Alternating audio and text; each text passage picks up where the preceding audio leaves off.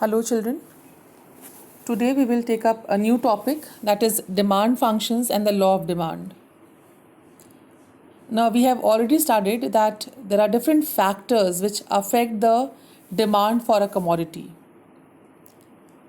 So a demand function, it states the relationship between the demand for a product and the factors which affect it. So what does a demand function shows? It shows the relationship between the demand for a product and the factors affecting it. That means how are the various factors affecting the demand for a product. Now algebraically the expression is given here. Demand for a commodity N is a function of means that demand depends on these following factors. Now Pn, it stands for the price of the commodity itself. P1, P2, these stand for the price of the other related goods.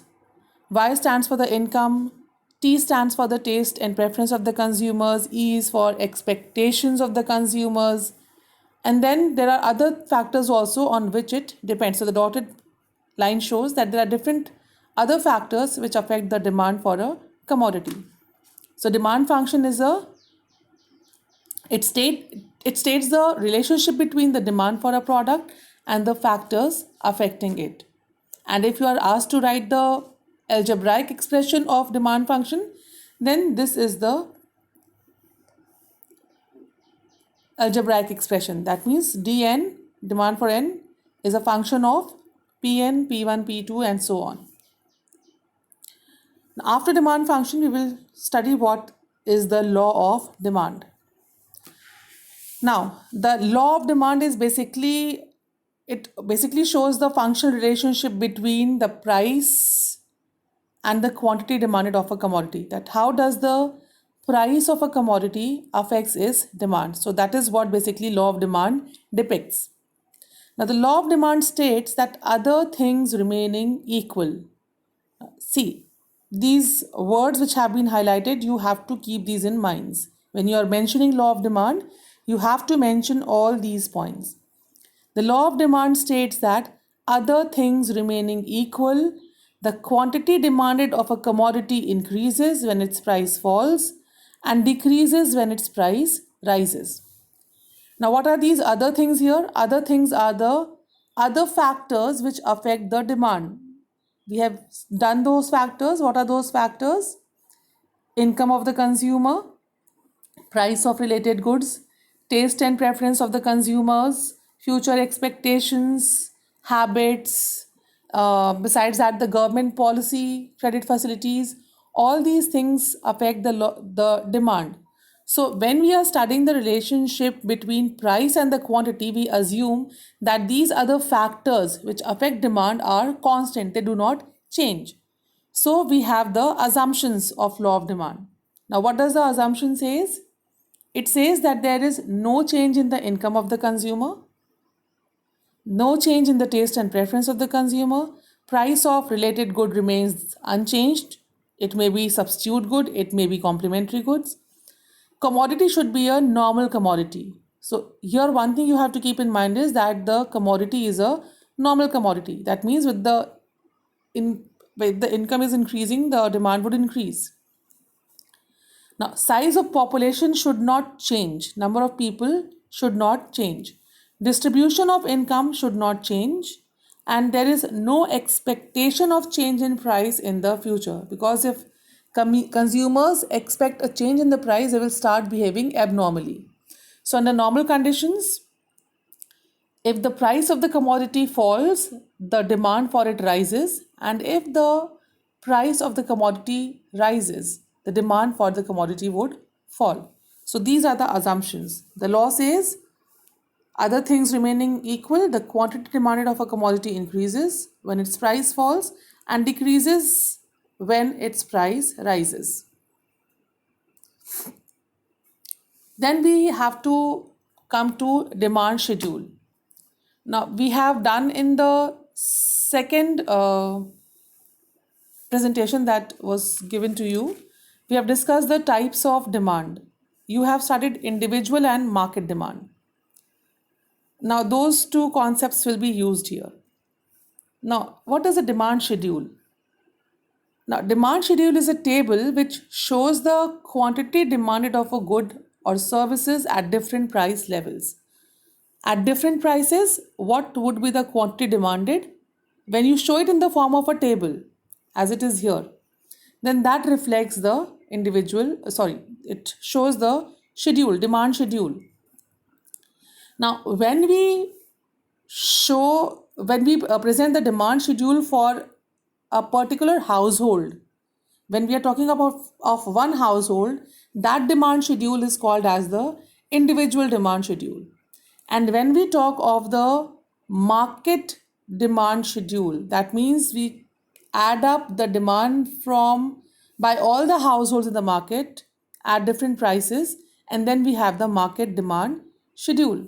Now you can see here A's and B's, these are individual demand schedule.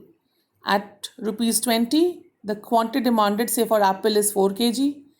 At rupees 40, it falls, price is rising. You can see the quantity demanded is falling. So at 20, it is 4, at 40, it is 3, at 60, it is 2, and at 80, it becomes 1 kg. Excuse me.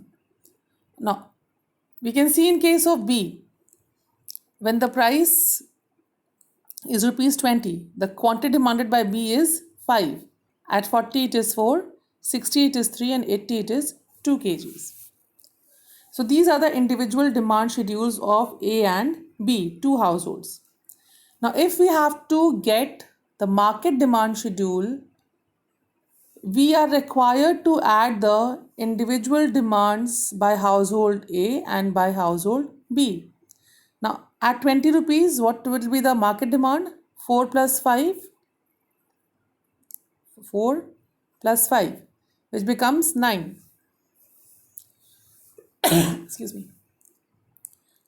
At 40, it becomes 3 plus 4, which is 7. At rupees 60, 2 plus 3, which becomes 5. And at 80 rupees, it is given as 1 plus 2, which is 3. So this is how we derive market demand schedule from individual demand schedule. So this is about the schedule. So what is a schedule? A demand schedule is a table that shows the quantity demanded of a good or services at different price levels. You can see here. Next is demand curve. Now, basically demand curve is a graphical presentation of the demand schedule. When you plot the demand schedule on a graph, that gives you the demand curve. A demand curve is a graph depicting the relationship between the price of a certain commodity. The price is always represented on the y-axis, and the quantity of that commodity that is demanded at that particular price. And x-axis represents the quantity of the commodity. We can see it here. Demand curve for A, it's given here, one household at rupees 80, the quantity demanded is 1. You can see from here. At rupees 80, quantity demanded is 1. At rupees 60, quantity demanded is 2. At 60, quantity demanded is 2. Then at 40, it is 3, and at 20, it is 4. Similarly for B, at rupees 20, it is 5. 20, it is 5. 40, it is 4. You can see here, at 40, it is, you can see this line.